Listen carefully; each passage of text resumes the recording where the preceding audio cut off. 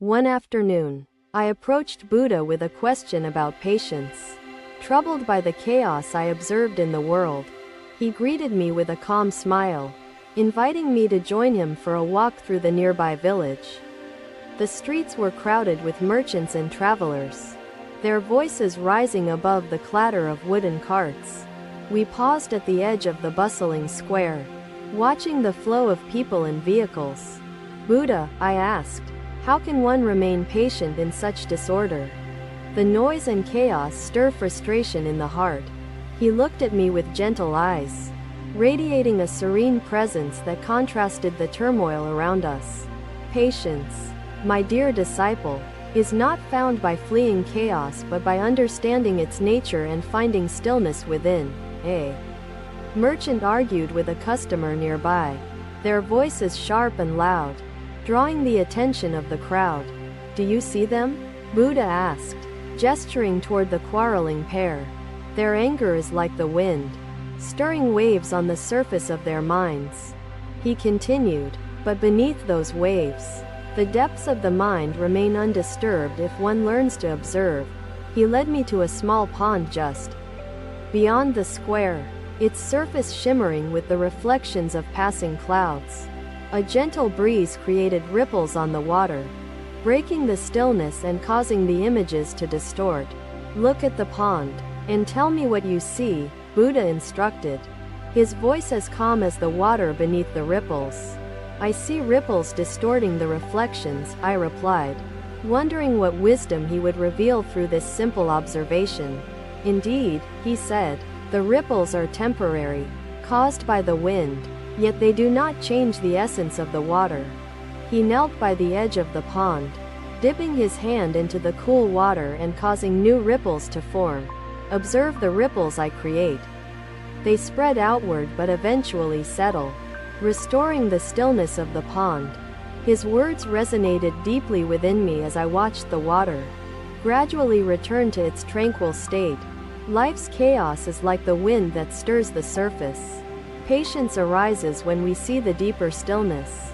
Buddha then stood, his eyes fixed on the horizon, where the setting sun painted the sky with hues of gold and crimson. "The mind, like this pond, holds a stillness beneath the surface, unshaken by the disturbances above," he said. "To cultivate patience, you must practice seeing beyond the ripples, beyond the temporary disturbances." The sun continued its descent, casting long shadows over the quiet pond and the surrounding forest. Mindfulness is not avoidance but acceptance. It is the embrace of life's chaos, its beauty, its pain. The clearing grew quiet, the disciples absorbing the weight of his words. "Close your eyes," Buddha instructed, "and bring your awareness to your breath, flowing in and out like the waves of the sea." I followed his guidance, focusing on the gentle rhythm of my breath, feeling it steady and calm my restless thoughts.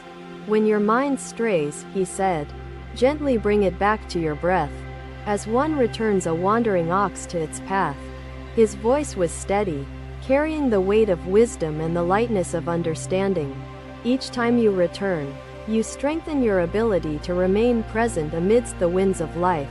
As I continued to breathe and focus, I felt a newfound clarity, as though the ripples of my thoughts were settling. Buddha smiled, his eyes glimmering with compassion. "Such is the paradox of mindfulness. It grounds you and liberates you in unison." Buddha bent to gather a handful of earth, letting it trickle through his fingers. "Each grain holds the universe within." Walking mindfully, Buddha said, "You uncover the universe in a grain of sand, a blade of grass, a single thought." The disciples nodded, their breaths synchronized with their steps, their movements a symphony of presence, a dance of intentionality. Buddha instructed, "When you step forward, leave behind your worries, your attachments. Take nothing with you but your awareness and gratitude." The stars began to emerge, their light reflecting on the now still surface of the pond, a mirror to the infinite. Patience is a practice, cultivated with time and effort, like a tree growing from a seed into a mighty shelter, Buddha said. His words lingered in the air, carried by the gentle wind that had once stirred the ripples. We rose and began our return to the village, the path illuminated by the soft glow of the moon. "Remember, my disciple," Buddha said as we walked, "patience is not the absence of struggle but the presence of grace in its midst." His voice carried a timeless truth, resonating within me as the lessons of the day settled into my heart. When we reached the village, the square was quieter, the once chaotic streets now draped in the calm of night. Buddha placed his hand on my shoulder, offering a final teaching before we parted ways. "Like dew upon a leaf," Buddha continued, "life's beauty resides in its transience, its delicate balance of being and becoming." Ananda asked, "Master, how does walking teach us of impermanence?" Buddha pointed to their footsteps imprinted upon the earth's surface. I stood in silence, the lessons of the day weaving themselves into the fabric of my understanding. The echoes of his wisdom remained, a guiding light on the path to cultivating patience in a world of ceaseless movement. Another day, as the sun rose gently over the horizon, I found myself walking alongside Buddha on a narrow path. The morning was serene, yet the air carried the faint hum of activity from a distant village. Ahead, we noticed a long procession of carts stalled on the road, their drivers engaged in heated exchanges. Frustration hung in the air as the carts blocked the narrow path, preventing any further movement. Buddha spoke again, his voice steady and assured. "Mindfulness nurtures clarity, compassion, and wisdom." A young driver, struggling with his oxen, caught our attention as he tugged at the ropes and shouted commands. The animals, unyielding, strained against the weight of the overloaded cart, their movements slow and laborious. Buddha approached the driver, his steps deliberate, and gently called out, "Young man, why do you shout at the oxen so?" The driver, startled, turned to Buddha and said, "Venerable Sir, the cart is heavy, and the road is narrow. I must hurry to my destination." Buddha nodded, his gaze compassionate, and asked, "Does your shouting lighten the load or widen the road?" The young driver hesitated, his frustration momentarily replaced by contemplation. Buddha continued, "Your oxen labor under the weight you place upon them. Patience lightens not only their burden but also yours." The driver, listening intently, loosened his grip on the ropes and took a deep breath, his tension visibly easing. "Master," I asked, observing the exchange, "how does one maintain patience when urgency and obstacles clash upon the path?" Buddha turned to me, his presence grounding me in the moment. "Patience is not the absence of action but the wisdom to act without haste or anger." He gestured toward the carts ahead, where another driver sat calmly, his oxen resting while he waited for the road to clear. "Look at him," Buddha said. "He knows that forcing movement in a standstill only deepens the strain and delays progress." We approached the serene driver, a man of years, his face etched with lines of experience and quiet resolve. Buddha greeted him with a respectful nod and inquired, "Friend, how do you remain so calm amidst this delay?" The man smiled and replied, "Venerable One, I have learned that the road moves at its own pace, not mine. Resistance only wearies the heart." Buddha turned to me, his voice imbued with gentle authority. "Do you see, my disciple? Patience is the art of aligning with the flow of circumstances, not resisting them." The man continued, "When the road clears, my oxen will carry the load more easily, for they will not be wearied by haste." His words resonated deeply, a reflection of the wisdom Buddha sought to impart. The road began to stir as the carts ahead slowly resumed movement, the blockage easing with measured progress. Buddha and I continued our journey, his words weaving lessons into the fabric of my understanding. "Impatience is born of the illusion that we can force the world to match our desires," he said. "Yet the world moves as it will, indifferent to our urgency." As we walked, the morning unfolded into midday, the sun casting its warm light over the landscape. Kasyapa asked, "Master, how can one grow in harmony amidst the conflicts of daily existence and the burdens it carries?" Buddha gazed at him with infinite patience. "Harmony begins not in defiance but in understanding. Observe the stream," Buddha instructed, his voice soft yet commanding. "It moves without resistance, carving its path through stone and earth." I knelt by the water, tracing its gentle flow with my eyes, its persistence evident in the smooth curves of the rocks it passed. "The stream does not demand that the rocks move," Buddha said. "It flows around them, adapting its course with grace." He picked up a small pebble, holding it between his fingers before releasing it into the water. "Even when obstacles appear, the stream continues, unshaken in its purpose to reach the vast ocean." His words painted a vivid picture in my mind, the stream's journey mirroring the path of life with its challenges and opportunities.